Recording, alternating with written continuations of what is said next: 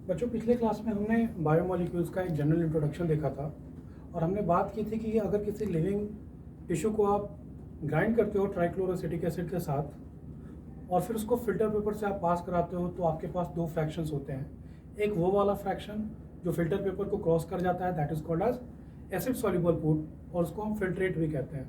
और दूसरा फ्रैक्शन वो होता है जो फिल्टर पेपर को क्रॉस नहीं करता है और वो फिल्टर पेपर के एक साइड ही रह जाता है, that is called as retentate which is also called as acid insoluble pool।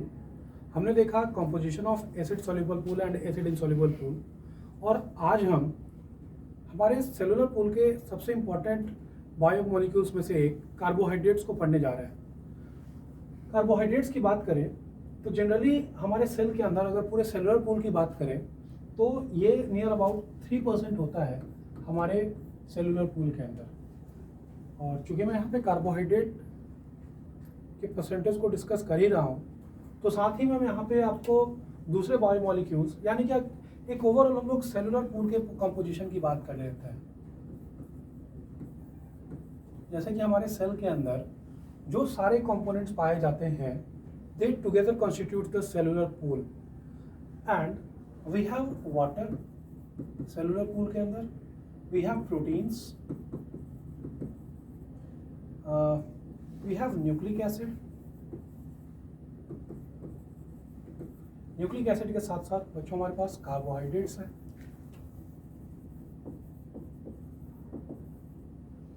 इसके अलावा वी हैव लिपिड्स और fats.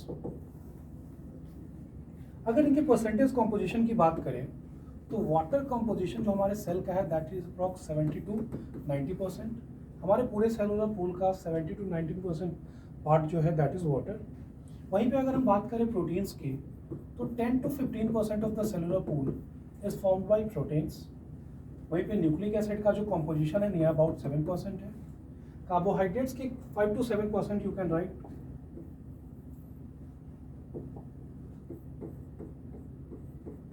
Nucleic acid you all very know, हम बचपन से ही पढ़ते आते हैं DNA, RNA, deoxyribonucleic acid, ribonucleic acid वगैरह। कार्बोहाइड्रेट्स के कंपोजिशन की बात करें तो अप्रॉक्स 3% हमारे सेलुलर पूल का ये कंपोज करता है। वहीं पे लिपिड जो है हमारे पूरे सेलुलर पूल का 2% हिस्सा कंट्रीब्यूट करता है। सो कार्बोहाइड्रेट के कंपोजिशन के बारे में हमने बात किया। नियर अबाउट 3% जो है हमारा cellular pool that is composed bye carbohydrates. वहीं पे मैं एक इंटरेस्टिंग बात आपको और बताना चाहूँगा कि almost 90 to 95% of our cellular pool is formed by those compounds जिनके एलिमेंट्स कार्बन, हाइड्रोजन, ऑक्सीजन और नाइट्रोजन है। तो कार्बन, हाइड्रोजन, ऑक्सीजन, नाइट्रोजन अगर मैं इनकी बात करूं तो जब हम इन सारे कंपोनेंट्स के बारे में पढ़ेंगे, प्रोटीन्स के बारे में, न्यूक्लिक एसिड के बारे में, कार्बोहाइड्रेट्स के बारे में, लिपिड्स के बारे में, तो आपको पता चलेगा कि ये सारे बायोमोलिक्यूल्स कार्बन, हाइड्रोजन, ऑक्सीजन और नाइट्रोजन से मिलकर बने हुए हैं मेनली। तो वी कैन राइट कि carbon, hydrogen, oxygen and nitrogen near about 95% of the cellular pool is formed by these four elements itself। तो हम लोग यहाँ पे डिस्कस करने वाले हैं कार्बोहाइड्रेट्स का।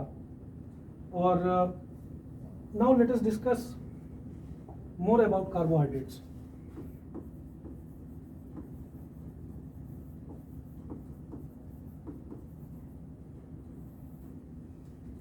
सो कार्बोहाइड्रेट्स के डिफिनीशन को पहले हम जानते हैं और कार्बोहाइड्रेट्स के डिफिनीशन के बाद इस चैप्टर में हम लोग पढ़ेंगे कार्बोहाइड्रेट के क्लासिफिकेशन को।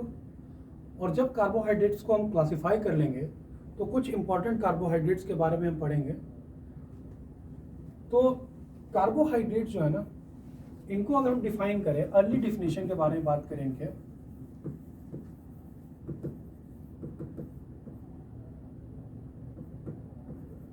तो पहले ये माना जाता था कि carbohydrates are hydrates of carbon. पहले ये माना जाता था कि दीज आर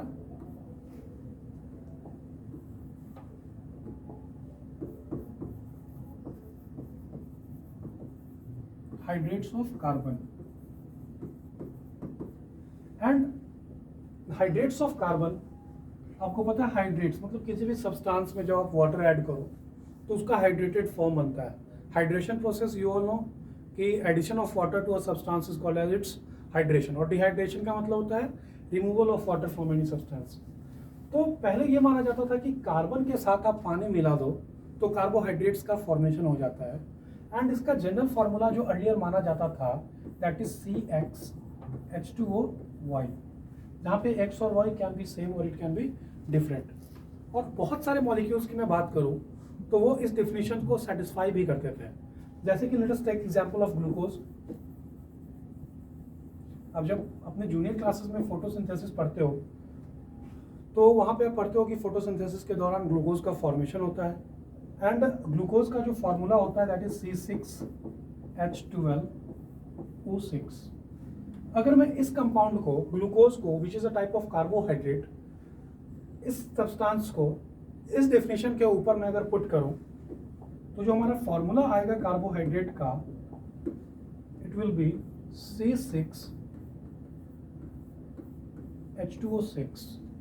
तो जो पुराने टाइम पे ये डेफिनेशन एज्यूम किया गया कार्बोहाइड्रेट्स का कि कार्बोहाइड्रेट्स जो हैं वो कार्बन के हाइड्रेट्स हैं, तो बहुत सारे मॉलिक्यूल्स इस डेफिनेशन को जस्टिफाई भी करते थे। बट कुछ मॉलिक्यूल्स ऐसे भी थे जिन्होंने विलन का रोल प्ले किया। Like we should take the example of acetic acid here. जैसे कि अगर हम एग्जांपल ले लें एसिटिक एसिड का, तो एसिटिक एसिड के इस फॉर्मूले को अगर हम लिखना चाहें तो we can write it as C2H4O2। और अगर हम इसको इस डेफिनेशन के अकॉर्डिंग पुट करने की कोशिश करें तो we can write it as C2H2O2। तो आपने बच्चों देखा कि ग्लूकोज जो कि एक कार्बोहाइड्रेट था वह इस डेफिनेशन को जस्टिफाई करता था, बट अगर एसिटिक एसिड की बात करें तो ये कार्बोहाइड्रेट ना होते हुए भी इस डेफिनेशन को जस्टिफाई करता है। मतलब कि इस डेफिनेशन की लिमिटेशन आपको यहाँ पे दिख गई, तो फिर ज़रूरत पड़ी एक नए डेफिनेशन के, एक बेटर डेफिनेशन के, जो कार्बोहाइड्रेट को सही मायनों में एक्सप्लेन कर सके। आज के टाइम पे जो हम अगर बात करें कार्बोहाइड्रेट्स के डेफिनेशन की, तो हम लोग बहुत आसान शब्दों में कार्बोहाइड्रेट्स को डिफाइन कर सकते हैं एज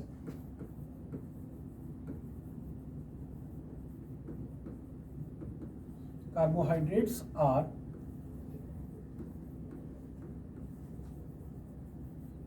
optically active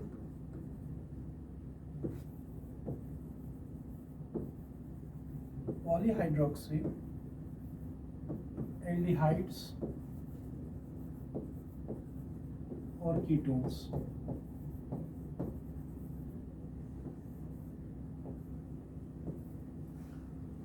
अगर हम मॉडर्न डिफिनेशन की बात करें कार्बोहाइड्रेट्स की, तो कार्बोहाइड्रेट्स आर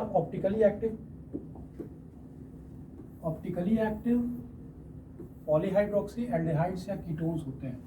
यानी कि कार्बोहाइड्रेट के डिफिनेशन को समझने के लिए, यानी कि कार्बोहाइड्रेट्स ऐसा वह कोई भी कंपाउंड को आप कार्बोहाइड्रेट कह सकते हो जिनके पास ये तीनों फीचर है, यानी कि it should be optically active, it should have polyhydroxy और पॉलीहाइड्रोक्सी ग्रुप, और and it should have either a aldehyde group और अ कीटोन ग्रुप। तो दुनिया का ऐसा कोई भी सब्सटेंस जो इन तीनों क्राइटेरियाज पे एक साथ खरा उतरता है उसको आप कार्बोहाइड्रेट कह सकते हो।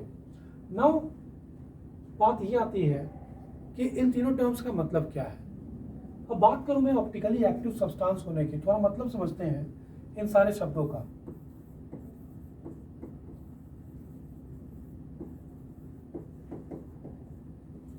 ऑप्टिकली एक्टिव होने का मतलब क्या है बच्चों? ये जो टर्म है ऑप्टिकल एक्टिविटी की, इसके बारे में आप काफ़ी डिटेल में पढ़ोगे under the topic called isomerism, जो आप केमिस्ट्री क्लास के जनरल ऑर्गेनिक केमिस्ट्री के टॉपिक में पढ़ोगे। फिलहाल के लिए मैं आपको बता देता हूँ एक इंट्रोडक्शन सा कि ऐसा कोई भी सब्सटेंस जो प्लेन पोलराइज्ड लाइट को रोटेट कर सके उनको आप ऑप्टिकली एक्टिव सब्सटेंस कह सकते हो।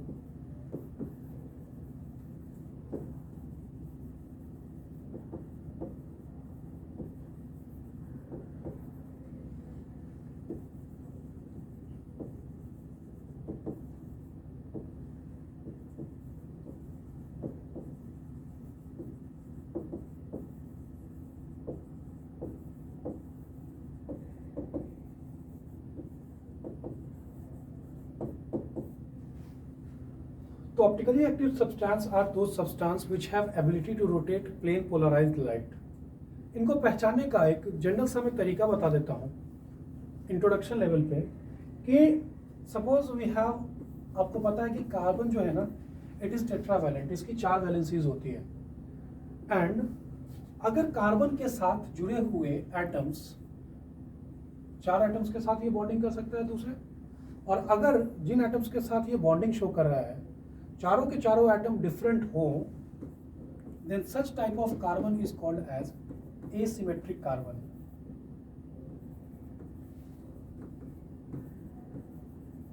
आगे जब आप केमिस्ट्री पढ़ोगे तो आपको पता चलेगा कि इसको हम कायरल सेंटर भी कहते हैं, तो it is also known as chiral centre और कायरल कार्बन एटम। तो पहचानने का तरीका मैं आपको बता देता हूं कि कार्बोहाइड्रेट्स जब आप स्टडी करोगे तो वहां पे उस पूरे कार्बोहाइड्रेट्स के स्ट्रक्चर में आपको कहीं ना कहीं एक एसिमेट्रिक कार्बन जरूर देखने को मिलेगा, और एसिमेट्रिक कार्बन अगर होगा तो it will have the ability to rotate plane polarised light. हालांकि बहुत सारे टॉपिक्स हैं जो आपको केमिस्ट्री में कवर करने होंगे ऑप्टिकल आइसोमेरिज्म के अंदर, तब आप ऑप्टिकल एक्टिविटी से रिलेटेड बहुत सारे कॉन्सेप्ट को समझोगे और उसके रूल्स और रेगुलेशन को सीखोगे। फिलहाल के लिए आप ये मान के चल सकते हो कि ऐसा कोई भी सब्सटेंस जिसके पास कायरल सेंटर है, ऐसा कार्बन एटम जिसके पास 4 एटम जो जुड़े हुए हैं वो उनसे अलग अलग है, तो उसको आप कायरल सेंटर कहते हो या फिर एसिमेट्रिकल कार्बन कहते हो। और अगर एसिमेट्रिक कार्बन प्रेजेंट है then that compound will have optical activity, यानी कि कार्बोहाइड्रेट्स जो होंगे वहाँ पे उसके स्ट्रक्चर के अंदर आपको कोई ना कोई कायरल सेंटर जरूर देखने को मिलेगा, और अगर कायरल सेंटर होगा तो फिर वो प्लेन पोलराइज्ड लाइट को रोटेट कर पाएगा। तो डिफिनेशन, कार्बोहाइड्रेट के डिफिनेशन में जो पहला टर्म था ऑप्टिकल एक्टिविटी, वो तो हमने देखा अभी। Now let us talk about polyhydroxy.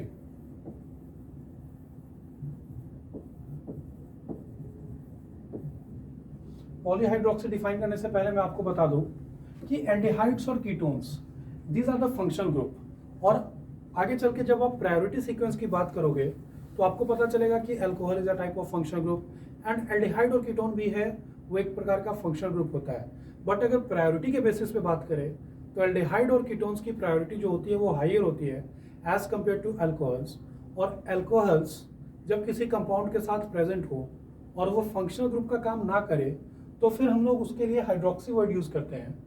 तो पॉलीहाइड्रोक्सी का मतलब हो गया there should be presence of more than 1 OH group, उस कंपाउंड के अंदर एक से ज्यादा OH ग्रुप प्रेजेंट होना चाहिए। तो कार्बोहाइड्रेट होने के लिए जो क्राइटेरिया किसी कंपाउंड को फॉलो करना है वो क्या करना है कि एक तो इसके पास ऑप्टिकल एक्टिविटी होनी चाहिए, यानी कि इसके पास एबिलिटी होनी चाहिए प्लेन पोलराइज्ड लाइट को रोटेट करने की। दूसरी एबिलिटी इसके पास होनी चाहिए, यानी कि दूसरा जो क्राइटेरिया किसी कार्बोहाइड्रेट को फुलफिल करना होता है वो ये है कि इसके पास there should be presence of more than 1 OH group. Second criteria हमने देखा, और थर्ड क्राइटेरिया ये है कि either it should have any aldehyde group और it should have any ketone as functional group. Aldehyde as a functional group उसको आप ऐसे रिप्रेजेंट करते हो या फिर शॉर्ट में कहें तो, और अगर कीटोन की बात करें तो कीटोन को as a functional group you represent as, ऐसे आप रिप्रेजेंट करते हो। So this is ketone.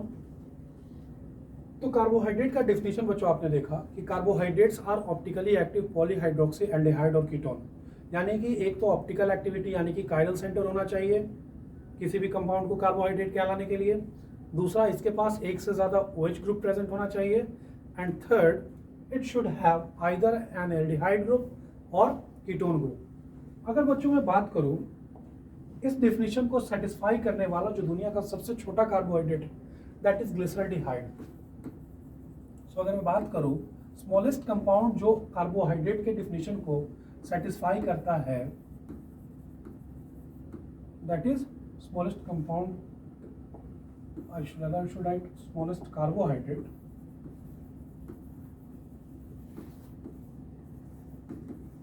it is glyceraldehyde.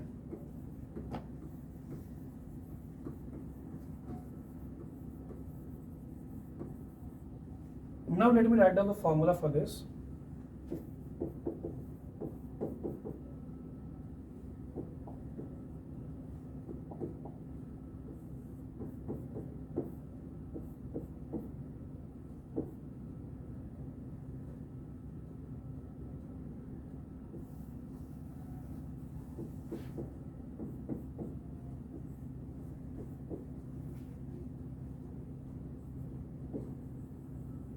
So now you see, सबसे पहले ऑप्टिकल एक्टिविटी की बात करें तो आप देख रहे हो यहाँ पे this carbon is the chiral carbon. आप देख रहे हो इसके साथ जो जुड़े हुए ग्रुप्स हैं, वन साइड इज चारों ग्रुप्स जो इसके साथ जुड़े हुए हैं वो अलग अलग हैं। Means this carbon is a chiral carbon, यानी कि एसिमेट्रिक कार्बन। और आपको पता है कि एसिमेट्रिक कार्बन है तो फिर ऑप्टिकल एक्टिविटी होगी, तो ऑप्टिकली एक्टिव है। डिफिनेशन का जो हमारा सेकेंड टर्म था कि it should have more than one OH group, यानी कि पॉलीहाइड्रोक्सी। आप देख रहे हो यहाँ पे एक OH ग्रुप प्रेजेंट है, यहाँ पे भी एक OH ग्रुप प्रेजेंट है, यानी कि पॉलीहाइड्रोक्सी होने का भी क्राइटेरिया फुलफिल हो गया। एंड तीसरा जो कार्बोहाइड्रेट के पास होना चाहिए property, that is it should have either aldehyde और कीटोन। तो यहाँ पे एक एल्डिहाइड ग्रुप का प्रेजेंस होना कार्बोहाइड्रेट होने के सारे क्राइटेरियाज को फुलफिल करता है। So glyceraldehyde is the smallest carbohydrate that we have. बच्चों, अपने आगे के क्लास में हम लोग फर्दर मोर डिस्कशंस करेंगे अबाउट कार्बोहाइड्रेट्स।